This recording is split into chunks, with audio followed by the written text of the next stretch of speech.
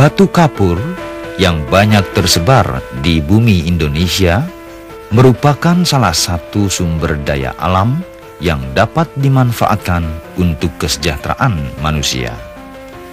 Untuk itu, marilah kita lihat bagaimana asal-usul terjadinya batu kapur, lalu bagaimana penyebarannya, dan setelah diolah bagaimana pula manfaatnya bagi manusia.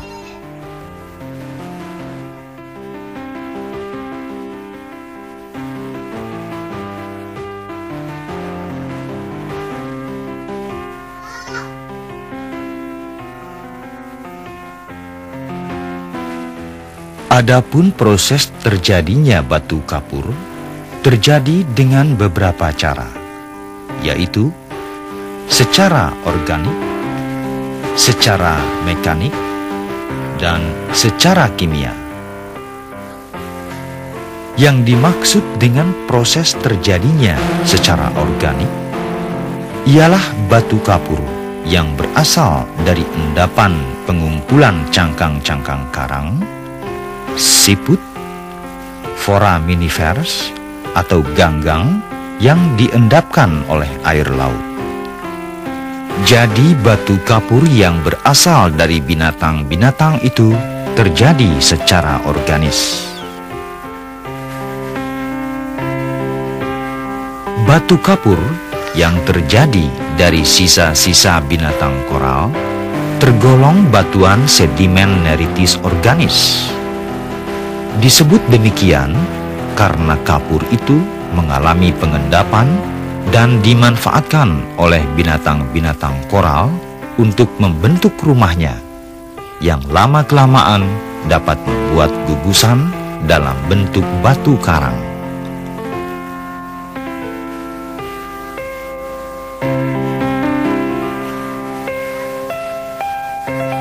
Binatang koral tidak bisa hidup di semua lautan bebas.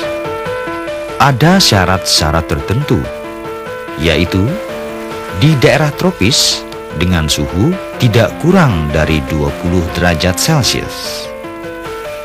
Kadar garam normal, tidak banyak bergelombang, airnya jernih dan selalu terjadi pergantian air, kedalaman laut tidak lebih 50 meter, tembus sinar matahari.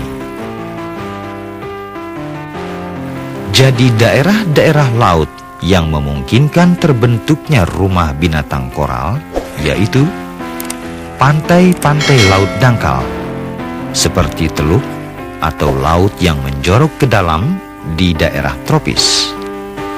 Oleh karena itu, binatang koral tidak dapat hidup di daerah lautan yang dalam, apalagi bergelombang besar.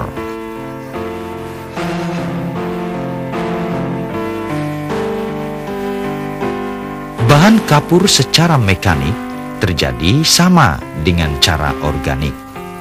Hanya bedanya, sebelum terjadi perombakan dan diendapkan tidak jauh dari semula.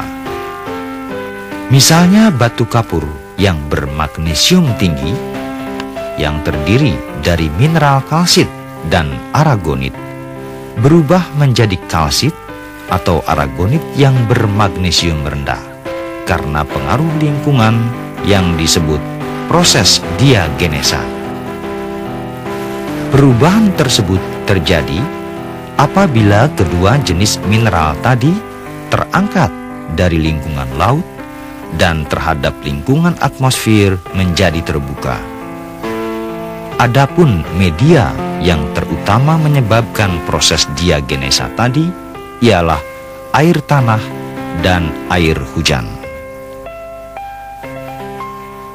Di samping itu, ada juga batu kapur yang terjadi melalui proses kimia, berlangsung dalam kondisi dan lingkungan tertentu. Misalnya komposisi air laut, unsur-unsur kimia yang terendapkan, dan faktor-faktor lain.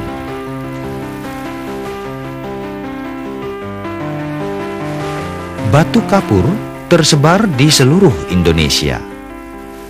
Penyebarannya cukup luas karena mencakup hampir sebagian besar wilayah Indonesia. Secara terperinci, penyebaran batu kapur di Indonesia meliputi daerah-daerah sebagai berikut. Di Pulau Jawa meliputi antara lain Padalarang, Cirebon, Tuban. Di Pulau Sumatera meliputi sebelah barat kota Praja, pedalaman Aceh, sebelah timur dan selatan Danau Toba, Pulau Nias, Riau dan Jambi, Pantai Bengkulu, Palembang, dan Batu Raja. Di Kalimantan meliputi Kalimantan Barat, sebelah barat dari Sungai Barito. Di Sulawesi meliputi Gorontalo, Pulau Peleng, Pulau Buton. Di Nusa Tenggara meliputi Pulau Sumbawa dan Pulau Timor.